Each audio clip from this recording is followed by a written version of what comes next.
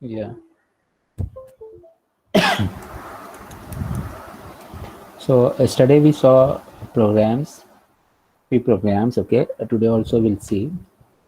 So I was doing swapping of two numbers. Let's try to do one program that is to find out greatest of, let's say, five numbers. Okay, greatest of five numbers. I mean, the question can be like to find out or to determine the greatest of five number or the least number from the given set of numbers, right? So algorithm will remain the same. Okay, the idea will remain the same. If it is greatest of three numbers, then you can easily use else if also, right? But there is one very simple algorithm by which you can determine greatest of given set of numbers very easily. So what is the idea? Let's say suppose you have set of five numbers. So let me write that,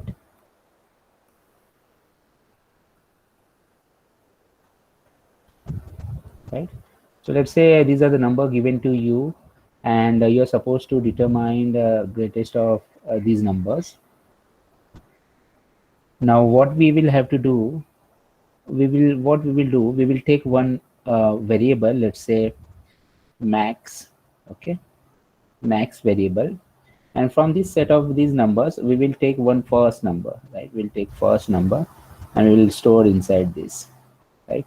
So what I'll do, I'll say max is equal to this first number. So let me write like this will be n1, this will be n2, n3, n4, n5, right? So these five numbers are there.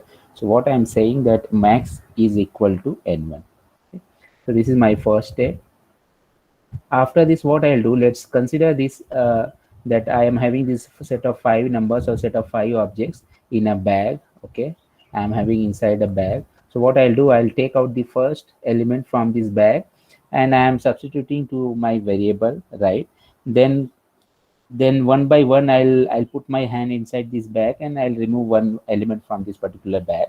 And what I need to check, I need to check that because in this particular question I want to determine the greatest of the element from this particular bag. So the moment I'll pick any element from this particular bag, I'll just check with my the current element which is there inside the max variable. If if that element is greater than max, then obviously inside this max that element must go, right? Because that element is greater than the element which is there currently inside the max. So what I mean is I'll check like this: if n2, right? Now I'll pick from this particular bag because n1 is already there inside the max. Now I'll pick n2 from this particular bag and I'll check if n2 is greater than max. So if n2 is greater than max, then max is not don't have any right to be called as max, right? Because now n2 is greater than max, so n2 will become greatest number. So what I'll do, if this is the case, then max must be substituted by n2. This is the idea, right? And if n2 is not greater than max, then whatever number is there inside the max, that will be greatest only. So this operation will not be executed. Now again I'll put my hand inside this particular bag and pick one element, and then I'll check. Let's say that I pick n3. So what I'll do, if n3 is greater than max, if this is the case, then max must be substituted by n3, right? Again, I'll put my hand inside this bag and let's say I've taken out N4 and I'll check if N4 is greater than max, then max needs to be substituted by N4, right? Finally, one more element is left. I'll check if N5 is greater than max, then max needs to be substituted by what? N5. And finally, whatever is there inside this max variable, that will be considered as the greatest number. So finally I can say printf greatest element or number, greatest number is %d max, right? This is a simple algorithm.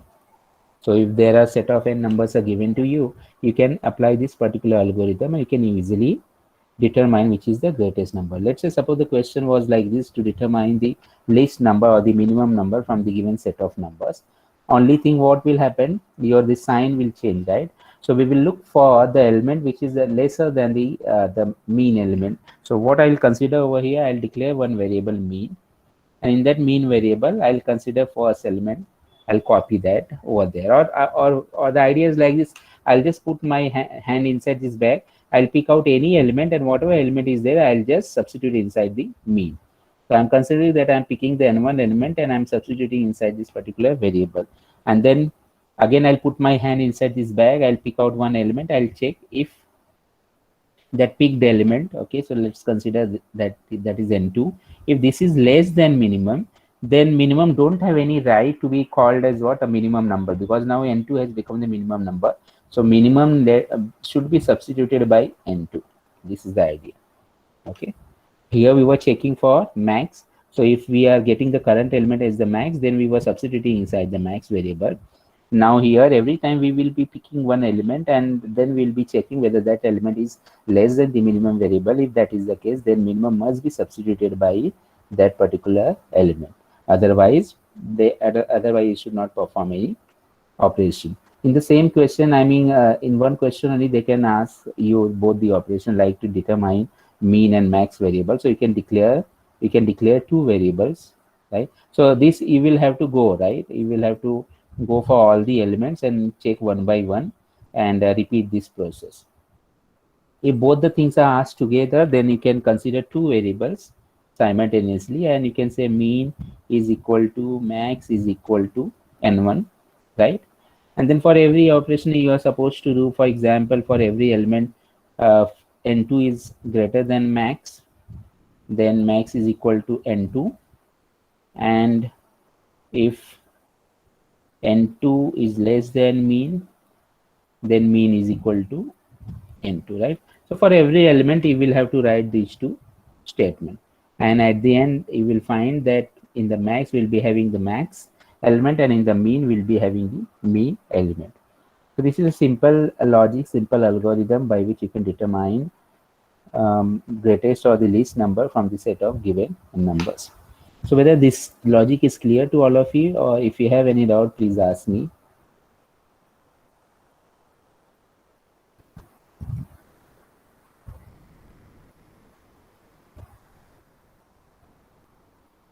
Yes? Anybody has any doubt?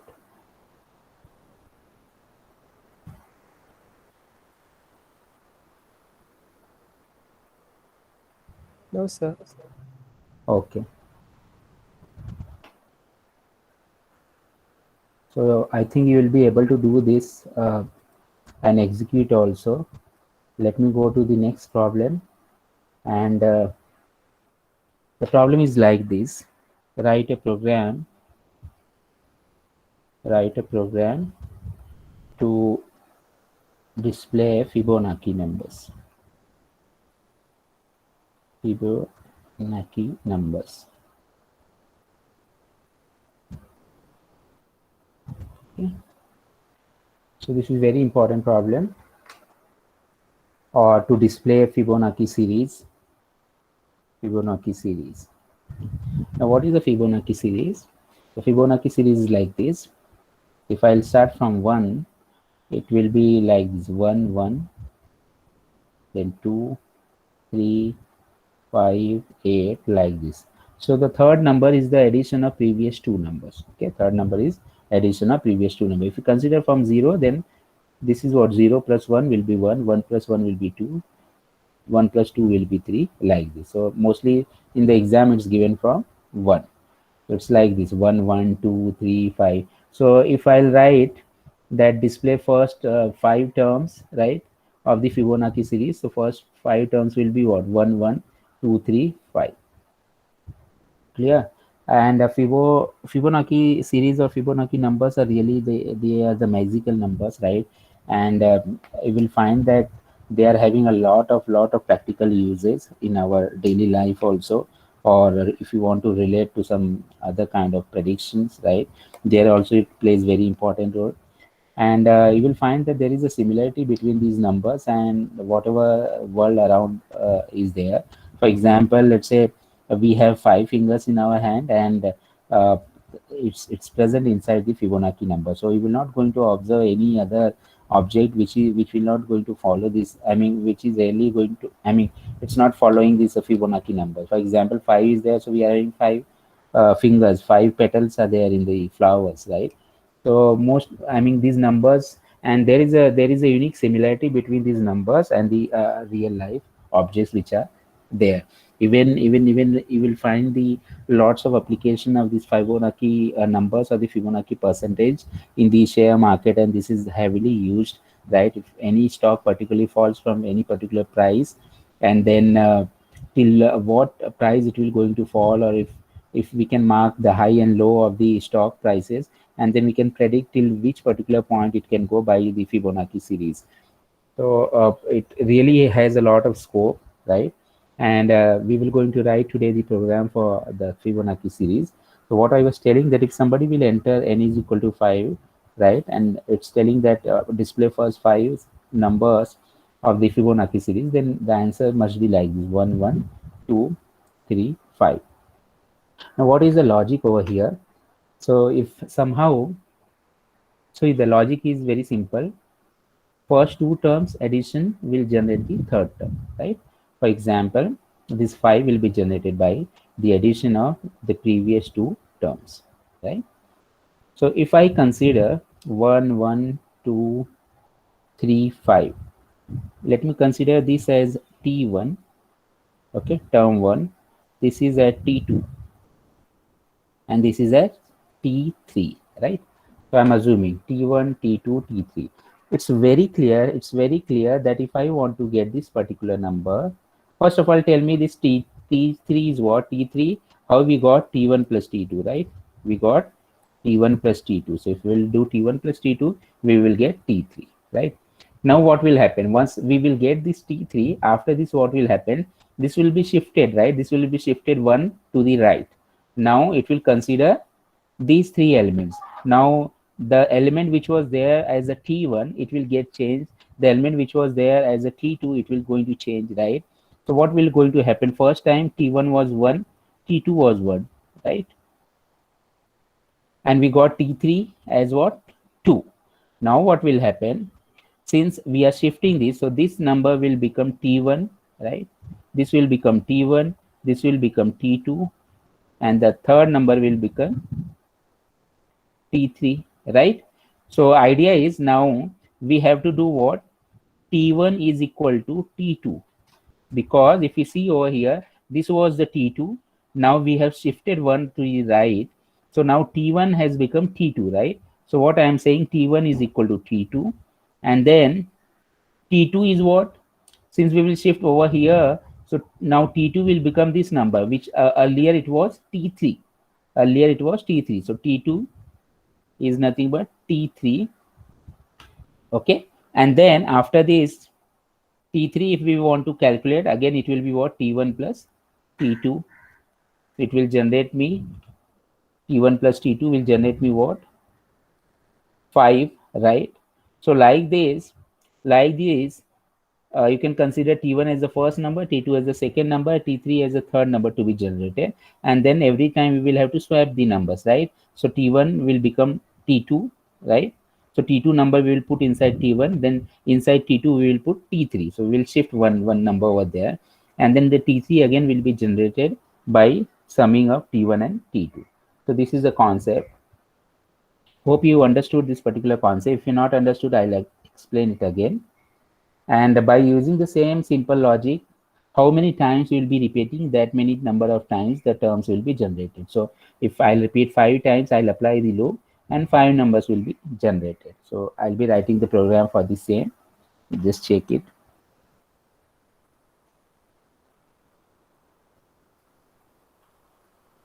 I'm saying over here,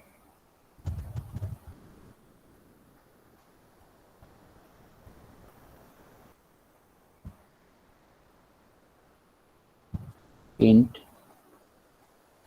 T1, T2, T3, right? T1, T2, T3. Now I need to initialize also. Okay.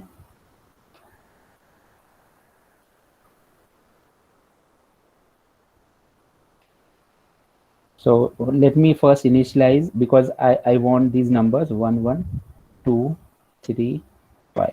So let's initialize T1 as what? 1, T2 as what?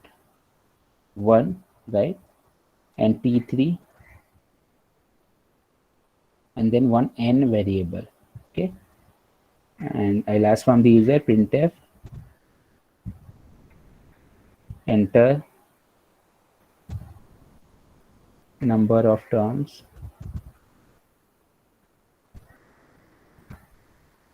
scanf.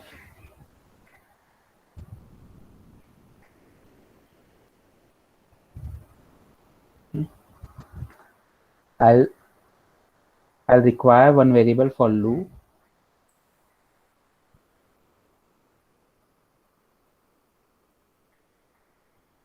So I'll take I. Now I'll do what? For I is equal to 1, I is less than equal to n till n, I plus plus. Only that many number of times I'll be repeating.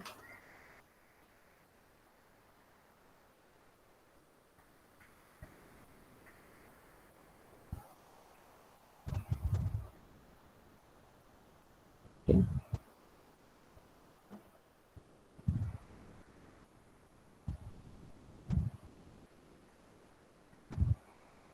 So T3 will be what? So if you will consider T1, see what I want T3. I want T3 as 2. Okay, I want T3 as 2. So if I'll consider T1 as 0, right, and T2 as what? 1, then I'll get the first number, let's say. First number as what? 1. So it's like this. If I consider, because I want this 1, 1, 2, 3, 5 as the output. So let's say if I consider T1 as 0, if I'll consider this T1 as 0 and T2 as 1, then T3 what I'll get? I'll get as 1, which will be this particular number. Okay. So if I consider in this way, I'll say T3 is equal to T1 plus T2. So printf %d T3. Now we will going to change, right? We will going to change the number. So earlier this was T1, right? And this was T2. I got this as what? T3. Now what I am saying, T1 will become T2, right? T2 will become T3. So let's check it. Now T1 will become T2. T2 was earlier 1, right? So now this will become 1, and T2 was 1. Now T3 is what? 1, right? So T2 will become 1. Now it will go over here and it will do what? T1 plus T2 it will do, and it will give me the addition as what? 2, right? So first number I got 1, and second number I'll get as 2. I want 1, 1 again. I want 1, 1 again. So this is the issue. So what I can do, I can put 1 over here as T1, and at T2 I can say 0. So if I'll do this one, obviously the third number will be T1 plus T2. So the first time it will going to generate 1, right? So it will going to generate 1, and then after printing that, now T1 will become T2.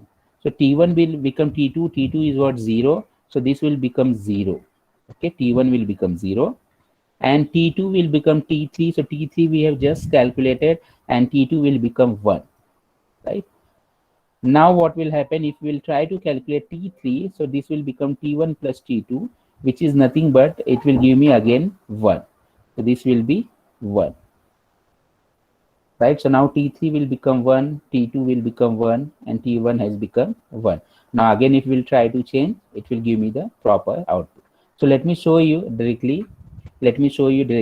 And afterward, what you can do later after this particular lecture, you can sit with the pen and paper, and then just by yourself try to get the output, right? And try to apply the logic. So I'll go over here, compiler. Okay.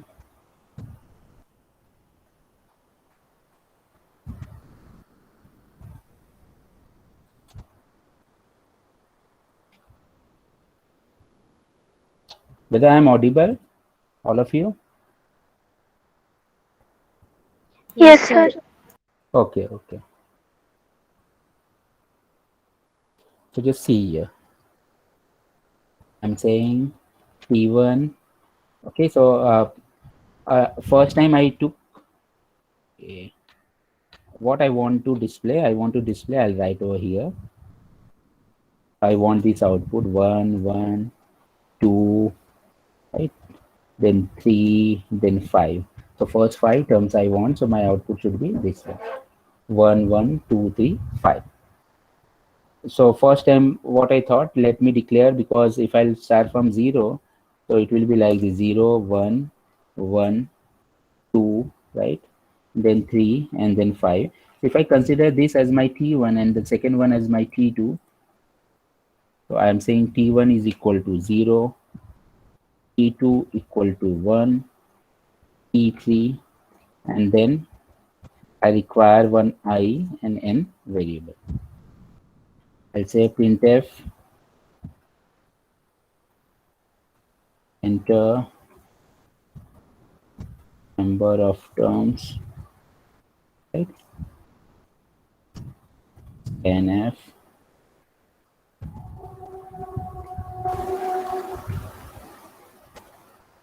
sorry ampersand n. Okay, so I took, let's say n is equal to 5. Now what I'll do for I is equal to 1, I is less than equal to n, I plus plus.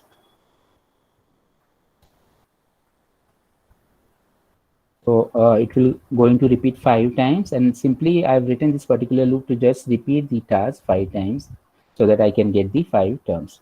Now the first task is what? T3. T3 will be generated by saying T1 plus T2. Okay, and immediately I'll going to print that. Printf %d, one space I'm putting, and then I'm saying T3. Okay.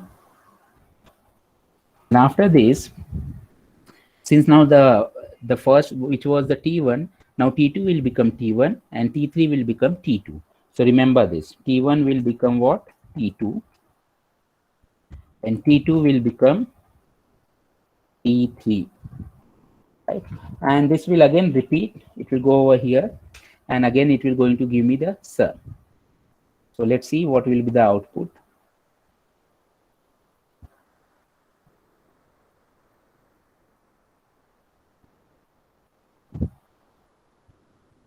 Okay, spelling mistake is there. Scanf. Yeah. Enter the number of terms 5. See here, what it's displaying me 1, 2, 3, 5. It's generating properly, but the number which I wanted, that was what? 1, 1, 2, 3, 5. Okay, so because next time what will happen, T1 and T2 both will become 1, 1. So it will going to generate T3 as what? 2, right? So that's why one trick is over there. You can do what? This you can make as 1, and T2 you can make as 0, right? I'm just doing one slide change, and let me run this. And if I'll put 5, now it's coming on 1, 1, 2, 3, 5. Hope you understood this and why I did this particular stuff, right? Because the first time we know that T3 will be added, so T1 plus T2 will generate 1, so that 1 is there. Next time I told you that T1 will become T2 and T2 will become T3, right? So during the swap, T1 will become T2, so T2 is 0, T1 will become 0. and T2 will become T3. T3 is what? 1, right? So T2 will become 1. And then again, when we're going to add this, T3 is equal to T1 plus T2. So one number is 0, another number is 1, and it will going to generate me what? 1 again, right?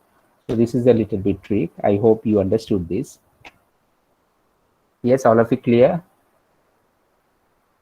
If you have any doubt, please ask me. Very important problem, very important program. So please remember this.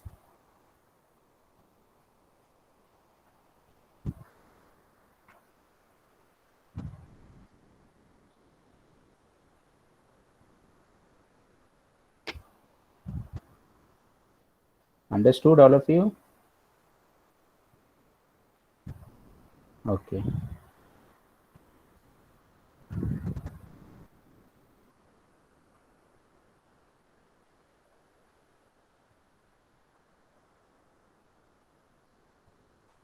Okay. Now let's say, suppose I want to display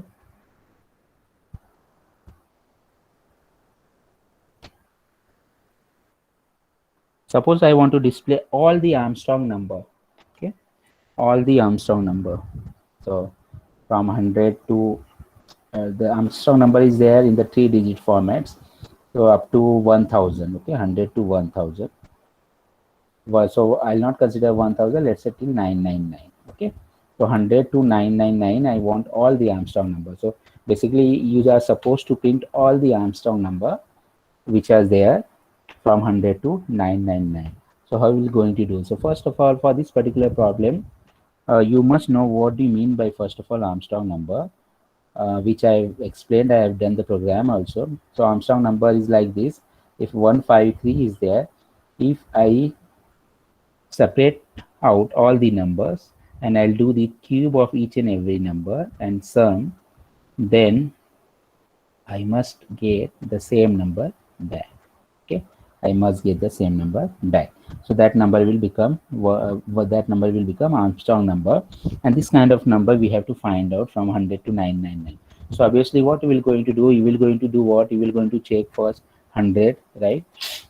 You will see like this, and this is coming out 1. So this 1 and 100, it's not equal to, so you will reject this particular number, right? Then you will take the another number 101, and you will take 1 cube, 0 cube plus 1 cube, right? And this will become 2.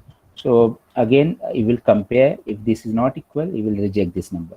So like this, what you will do, you will go up to what? Somewhere you will get 153, right?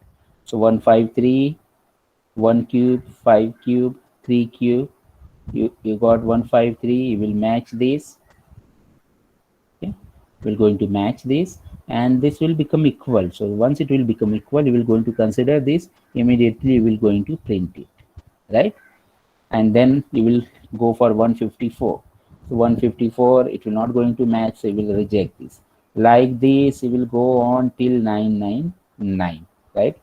So one thing is clear, you will have to repeat this particular task, right? This particular task again and again from the numbers from 100 to 999. I hope all of you are understanding this, right? I have to repeat this procedure of what? Separating out the numbers, cube them and add them together, and then checking the number at the end, so that if the number is equal, then we will print. If the number is not equal, then we will not print. So this entire task we will have to repeat from 100 to 999. So every time we will be taking one number, okay, whichever is the number. For example, we'll start from the 100. So first time we will take 100, second time we will take 101, third time we will take 102, like this. Clear? So that means it's very clear that my for loop will start from where? Okay, my for loop will start from I is equal to 100. Okay, I hope this is clear, and it should go till where? Till 999, and every step I'll be incrementing by 1, right? So I plus plus. So this is clear, all of you, right? Now I first time will be 100, second time will be 101, third time will be 102. So that means in every iteration, in every step, it will give me one number, and that number we will going to check. So what I'll do, I'll take one n over here, right? And I'll substitute that n by I. So in the n, I'll be having that I. Okay. Now I'll going to process this. So I'll apply the loop while the same loop which we applied while n is greater than 0, right? I'll declare one remainder variable above. So I'll do what remainder is equal to n mod 10. So it every time it will give me the separate number, right? And immediately what we will do, sum is equal to sum plus remainder into remainder into remainder. Okay, and then we will going to reduce the number n is equal to n by 10. This is my logic, right? Now sum must be initialized to 0.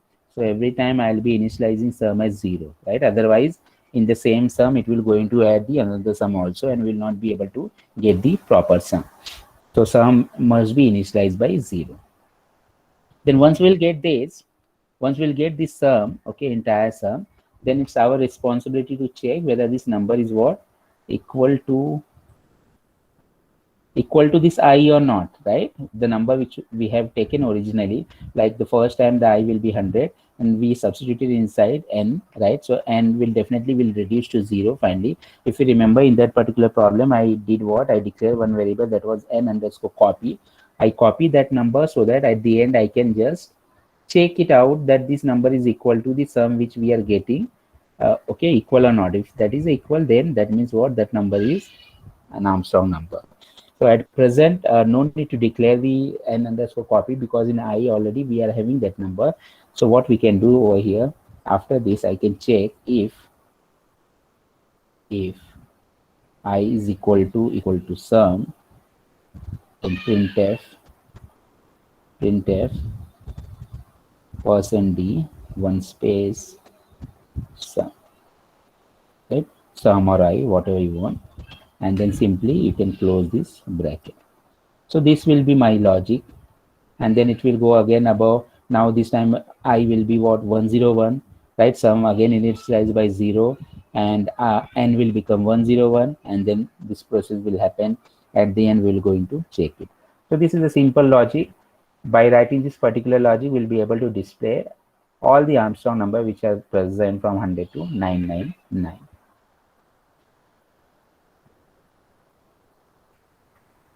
So I hope this is clear. So what actually I'm doing inside one loop, I'm writing another loop, right? Like this, there are the loops we can write. For example, inside a for loop, we can write another for loop. So that is called a nesting for loop. Inside while loop, we can have another while loop. Inside do while, we can have another do while loop. Or inside for, we can have while. Inside while, we can have for. Like this, we can have a number of listing of the loops. Doesn't matter. So whether this concept is clear to all of you?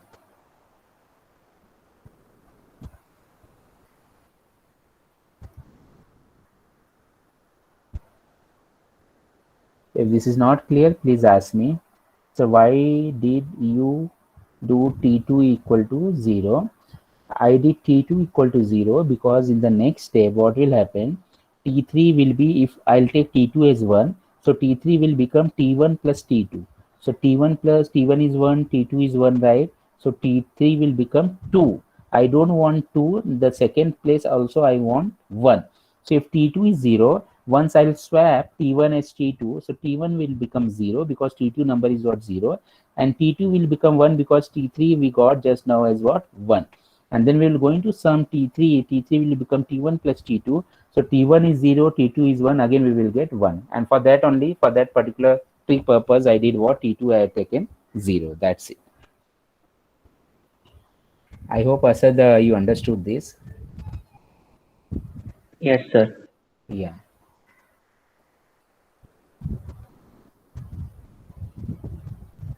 Okay.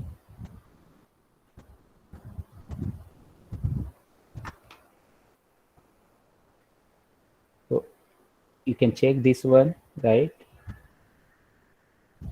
Or if you want, I can write this. You want me to write this program?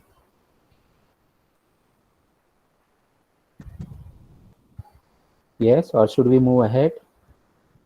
You'll be able to check this. So we'll cover more problems. Okay.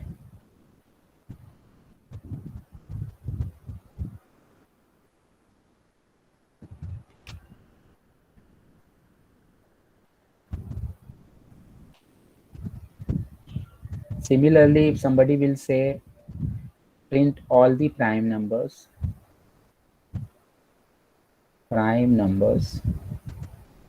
right? Let's say up to 100. So I want all the prime numbers up to 100. So similar kind of logic, okay, similar kind of logic you must apply. So let me explain you. First of all, you must know how to check the prime number. So we have done one program in which any number is entered and we were supposed to check whether the number is prime number or not. So let's say if 7 is entered, okay, and we want to check whether this number is prime number or not. So what we did in this particular program, we declared for I is equal to 2, right? I told you why, because see, a prime number is a number which is divisible by itself or 1. For example, 7 factor will be having 7 into 1. So this number is either divisible by 7 or 1. So this number is what? A prime number. So what we are doing to check whether this is a prime number or not, we will going to check, we are having two boundaries, okay? For this 7 we are having two boundaries, 1 to 7. So in between we are having numbers 2, 3, 4, 5, 6. Okay. If any of these numbers will divide this number and if the remainder is 0, then this number will not be a prime number. So our idea is what? To check from 2 up to n minus 1, right? We're going to divide in every step, we're going to divide this number. We'll check whether we are getting remainder as 0 or not. If the moment we will get remainder as 0, we will break from the loop. We will say that number is not prime number. So in this particular program, now if the number is not prime number, so we will not print that. But if the number is prime number, then definitely we're going to print that particular number, and we're going to repeat the same process from 1 to 100, right? From 1 to 100. So one loop I'll require for checking purpose, right? One loop is required for checking purpose. Another loop I'll require which will going to repeat, right? Which will going to repeat and which will going to give us the number which we will going to check. The way here we had, right? One loop was giving me the number which we're going to check, and it was also repeating from 100 to 999. It was giving me first 101, then 102, then 103, like this. And in n we were substituting that one, right? And for that number we were checking. If that number was strong number, then we were printing, otherwise not. In the similar way, we will move one loop which will move from 1 to 100, okay? 1 to 100, and in every step it will give me one number, and that number we will substitute as n is equal to, right? And that number will going to check if whether that number is prime number or not. If that number is prime number, we will print that number. If the number is not prime number, then we're not going to print that number. Okay, so this is the logic. So let's do the same thing over here. So what I'll do first,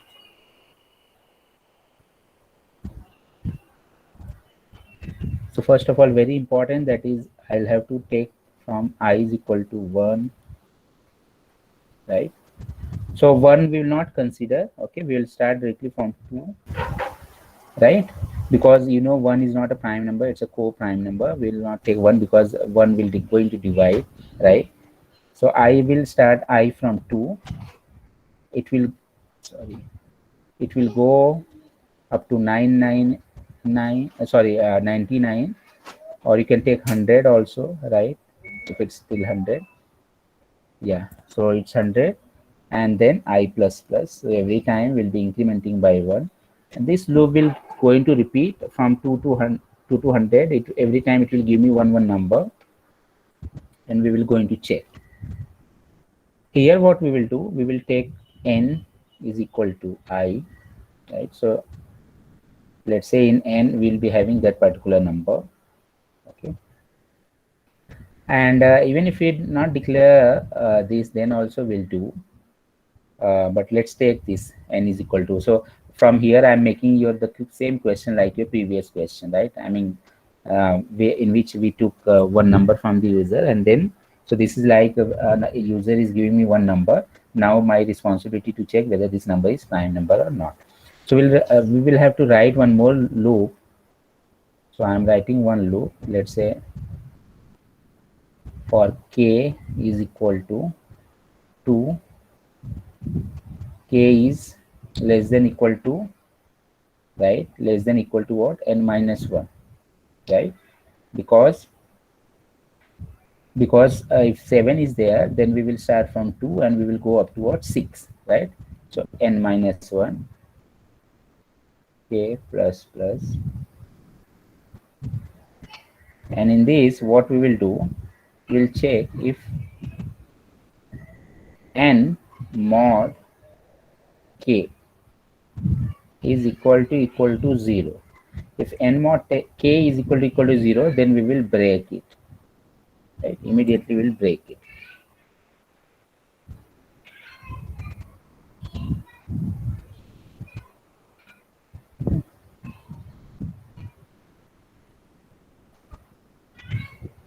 We'll break this.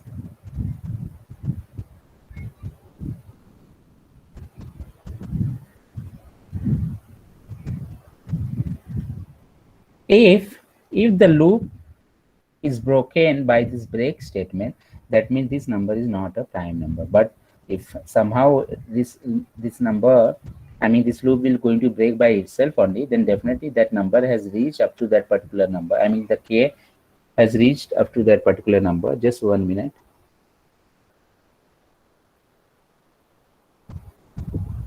Hello. Hello.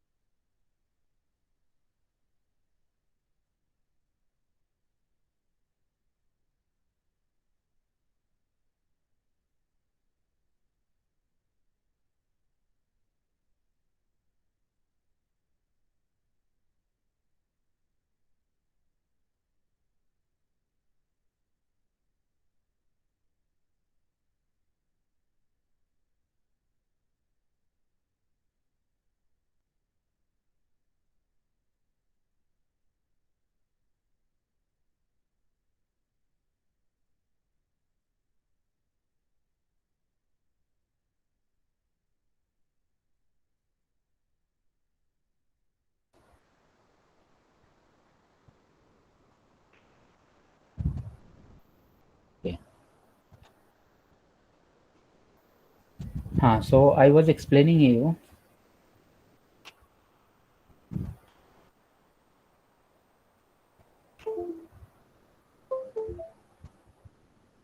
that if this particular loop will break by break statement, then that means that number is not a prime number, because when this loop is going to break by break statement, when this condition is true, right, and mod k is what has become 0, and if this case will happen, that means the number is divisible by the numbers in between them, right, from 2 to that particular number, I mean up to n minus 1. So that number will not be a prime number. So here we can check if k if k has become I, right? Because if you see over here, what is the I value? The number which we are going to take. Now we cannot, we can even take n also, right? We can even take n also, or first of all, I mean, n is not required also. So if I'm not taking n, let's say, and this will be, then it will become I minus 1, I minus 1, right? So if the number, so here it will become I mod k, I mod k, right? So I is what, 2. First it will take 2, then it will take 3, 4, like this up to 100. So here I can check if k has become I, that means the number is what, a prime number, because it has never entered inside this break statement. So ultimately when k will become I and this condition will become false, and then we can print this. So we can say print %d k, right? And if k has not become I, then there is no point to print over there. So we are not writing a program, to check, right? We are writing a program to print all the prime numbers. If it is a prime number, then it will going to display. So you can write in this way. You can declare one loop, external loop, which will going to run through the two up to that particular number 100, let's say, and one internal loop for checking purpose, right? Whether the number is prime or not. So if the number is prime, then it will going to print that particular number. Else, you're not going to print. Okay. So this is the case, right? And in this way, you can write the program. Any doubt in this?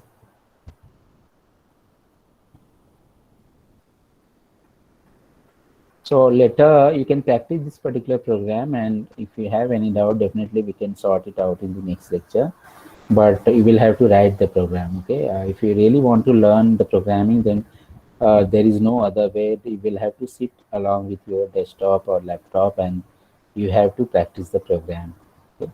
You have to write by your own and make the habit of writing the programs, because it's a really important. Otherwise, it's really becomes difficult to learn the programming. Okay, so if this is clear, we can go to the next problem.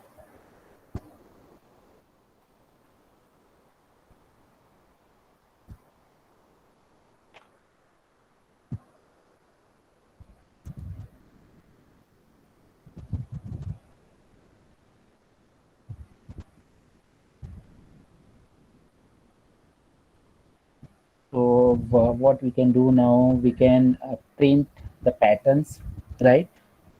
So the pattern printing, we can see pattern printing.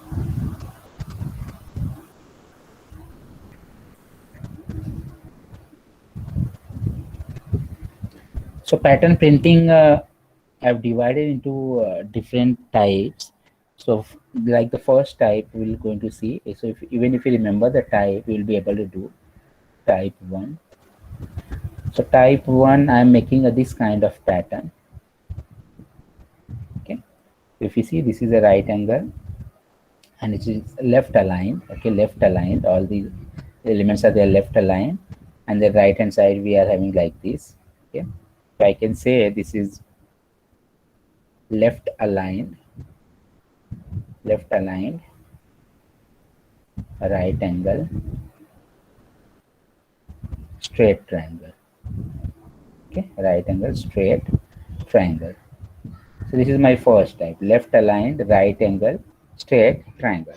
And what we are talking about, if the problem is given to you like this, print the following pattern.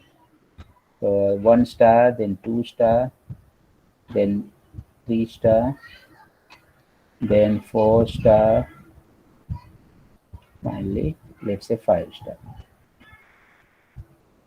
So if you see, if you observe this particular pattern, it's of this particular shape, right? So this is of the first type, right, left align, and it's a straight triangle. This we will going to print. Now to print this, we will require the two loops, right? And first thing you see, how many rows are there? So this is my first row, this is my second row, this is my third row, then fourth row and fifth row, right? So total how many number of rows are there? Number of rows are 5. Okay.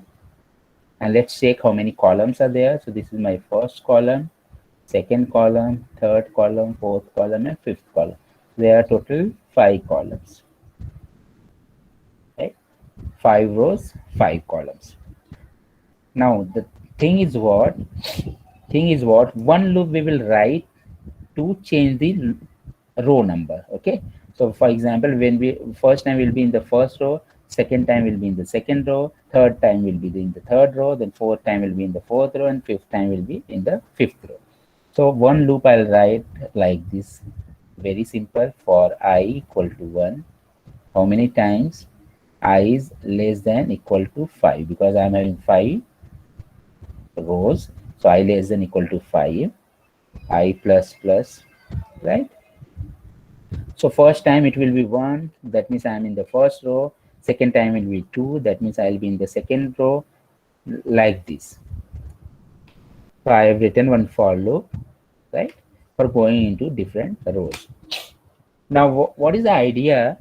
When I am in the first row, then how many stars are there? So when I am in the first row, that is when row is equal to 1, when the row I value is 1, I can take one variable, that is j, for the column. So when I is equal to 1, or when I am in the first row, how many times j is moving, or how many elements we are having in the first row? So we are having only one element. If we are having only one element in the first row, when I value is, so j is also 1, j is also 1. When I is 2, that means when I'll go to the second row, and when I is becoming 2, how many elements we are having in the second row? So we are having the second row as 2 elements, right? When I is 3, j we are having what? 3, this particular, right? So when we go to the fourth row, that is when I is equal to 4, how many star we want to print? We want to print 4 star in the 4 columns. So j is what? 4. That means I'm writing one loop for printing the star. And how many times that particular loop will move? Whatever is the number of I, that many number of times that j must move. So I am saying j will start from 1, and j less than equal to I times must move, j plus plus, and what I'll be doing in every column, I'll be printing the star. So I'm saying printf star, right? So what will happen when I is 1? Okay, it will go inside the loop, and then it will do what? So when I is 1, I'm in the first row. How many times the star must be printed? One time the star must be printed, because when I is 1, in the first row there is only one star. So j will move, j will become 1, j is less than equal to I is 1, 1 is less than equal to 1. Yes, true, it will print 1 star. Now j will be incremented by 1, j will become 2. Now 2 is not less than equal to 1, right? So this will become false, and it will not going to print this particular star. So it will break the loop. It will come over here to the external loop. This internal loop will be broken. It will come over here, and the I will be incremented by 1. This time I will become 2. So when I will become 2, that means this I has become now 2. Now j will again start from 1. So j will have how many value? J will have first time one value, then the next time it will have two values. So 2 times it will going to print the star. But the idea is like this: when the first row is finished, then you must put one slash n, right? One slash n, so that it can go to the next row, right? And the other 2 stars which will be going to be printed, that will be printed in the next line. So every time the GL loop will over, that means every time we will finish printing star in the columns, you must write this slash n, so that it can take you to the next row, and then I will be incremented, and that many number of times j will be moved, j loop will be moved, and the number of stars will be printed in that particular row. The moment you have finished that particular row, you can write this slash n, so that it can take you to the next row. So let me write this program. And then you can see the live demo. So what I'll do over here is, let's check. Okay, so I'll take 2 variables, I and j, right? I'm writing here for I equal to 1, I less than equal to 5. I am taking 5 rows, I plus plus. Then here the internal loop. So when the I value will be 1, I want to print 1 star. So my j must move 1 time. When I will be 2, I want 2 star in that particular row. So I want my j loop should move 2 times, right? So this is the logic. I'll start my j from 1. J is less than equal to I times P, because I just now I showed you that when I is 1, J is 1, when I is 2, J is 2, right? When I is 3, J is 3, right? So it's matching. So my condition should be what? J should be less than equal to I. Whatever is I, J must move that many times. So J plus plus. And here what I'll do, I'll just printf star, right? When I'm sorry.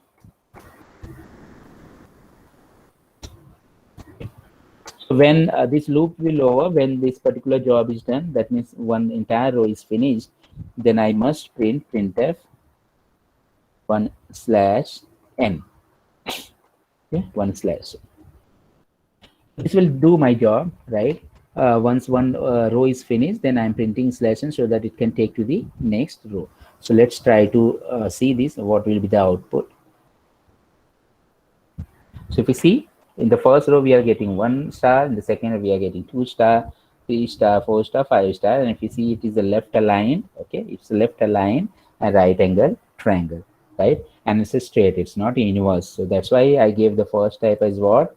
First type, remember, and we're going to see all the different types of problem in this. So first type is it's left aligned, right angle, straight triangle. Straight means what? It's a straight triangle. Okay, it's not inverse triangle. We can have the inverse also. Like if you put over here one mirror, then it will be shown as a reverse one, right? So that triangle also we can read, but first we will try to see all the patterns which are there in this particular type, first type. Okay, now what I can do, so here I have written 5, but if I want this number to be taken from the user, so I can easily declare this variable, right, as n, and I can ask from the user that printf enter n, enter n, scanf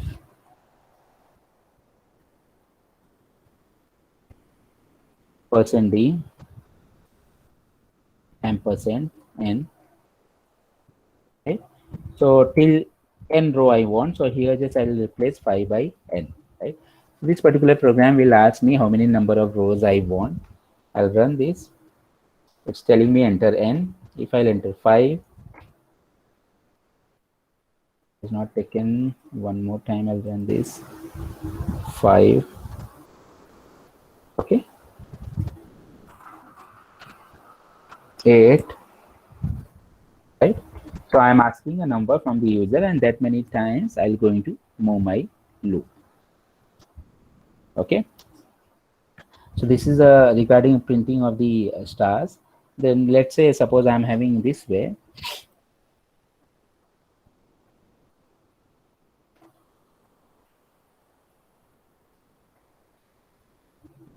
One, one, two, 1, 2, 3, 1, 2, 3, 4, 1, 2, 3, 4, 5. Let's say I'm having this particular pattern. Then if you see, this is also of the form what? First type, right? Left aligned and right angle triangle. So for this particular problem, if you see in the inner loop over here, what I'm doing, I'm printing star. So in place of printing star, if I'll say to print J value, because if you see J value is taking from 1 up to I, right? So if I is 1, J will be printed as 1. When I is 2, so J will be printed as 1, 2, because J will start from 1 and it will be repeated till I times. So if in place of the star, if I'll write like this, percent B J. Okay. If I'll just do this one, let's say 5, let's see, I'm getting what? 1, 1, 2, 1, 2, 3, 1, 2, 3, 4, and 1, 2, 3, 4, 5. Right? So in place of that star, I'm printing J value and I'm getting in this way. Yeah. Let's say, suppose I want to print in this way. I want 1, 2, 2, 3, 3, 3, 4, 4, 4, 5 5 5 5. Right, so now if you see, the values are not changing. Okay, the values are not changing, and whatever is the row number, for example, in the first I will be 1 and 1 is printed, and the second row I is 2 and 2 is printed multiple times, right? I is 3, so 3 is printed multiple times. That means whatever is the I value, whatever is the row number, only that number I value is printed multiple times, right? So in place of over here, in place of printing this J, I'll just print I value, and the J loop will help me to repeat multiple times, okay? But it will going to print the same value that is there because I value is constant, right? And it will going to print I value. So let me run this. I'll put 5 and just check 1 2 2 3 3 4 4 4 and 5 5 5. Okay,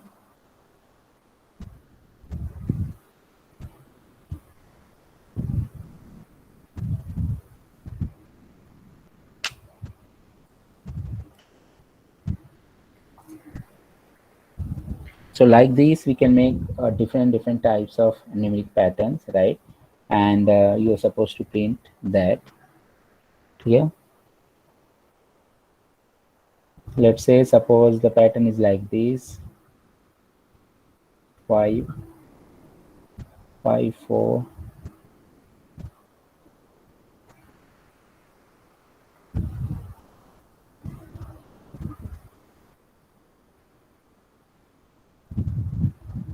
Okay, this pattern is there: 5 5 4 5 4 3 5 4 3 2 1 and 5 4 3 2 1. So what we will do, in place of 1, and first of all just see that the numbers are varying, right? So definitely there is a role of J, because if only we will going to include I, then the number will going to remain the constant. So there is a role of J because numbers are manipulating and numbers are changing.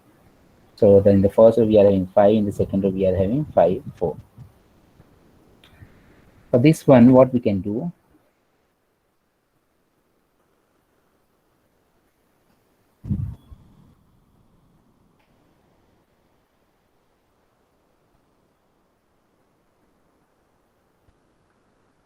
so first let me give all the problems. So this is one problem, then you can have in this way. All of you can note this and all of you can try, right? Then we have 5 4 4 3 3 3 2 2 2 and 1. So this is another one. Then you can write 1 0 1 1 0 1.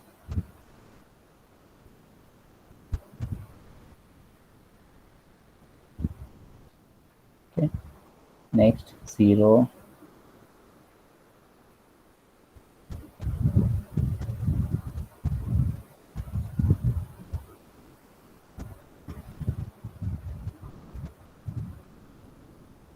Okay, this one. Then we have 1 2 3 4 5 6 7 8 9 10.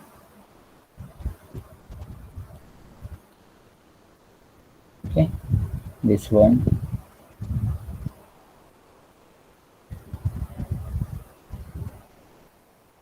Then we can have 1. So what I can do, wait.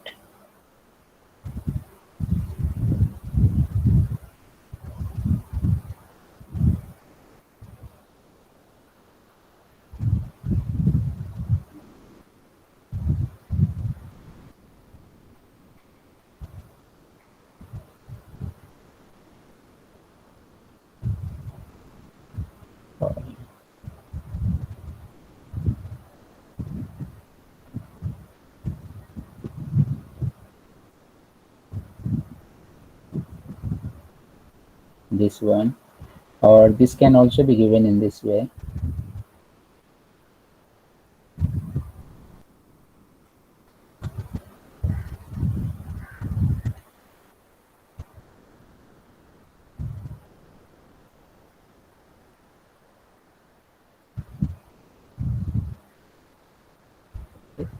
You just make a note of all these patterns, and then you can try it out, and tomorrow I can clear it out, right? And we can go ahead with the further patterns.